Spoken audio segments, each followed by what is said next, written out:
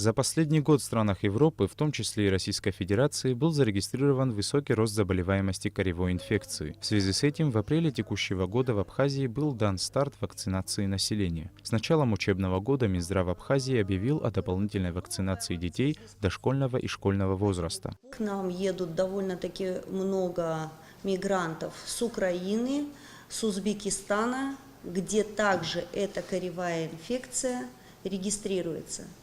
Поэтому с нашими педиатрами мы решили сделать дополнительную, так называемую подчищающую вакцинацию тех детей, которые не получили вторую дозу прививки от кори.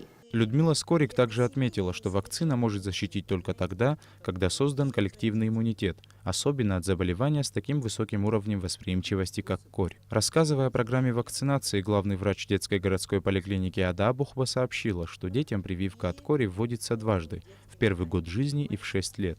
Каждому вакцинируемому ребенку врачи подходят индивидуально. Перед иммунизацией его обязательно осматривает врач. У нас не регистрируется пока случай, к счастью, кори. Прививаются родители хорошо, но, конечно, есть процент родителей, которые отказываются от вакцинации, подвергают своего ребенка большому риску. Конечно, мы к ним обратиться еще раз хотели бы, чтобы они не боялись этой вакцинации. Вакцина Приорикс, в которую входит коревой компонент, давно опробована и в мире, и мы здесь, более 10 лет мы ее здесь применяем, и мы не видели тяжелых случаев, к счастью, не было ни одного тяжелого случая осложнения после этой вакцинации. Специалисты сообщили, что вакцинация против кори будет проводиться среди организованных коллективов.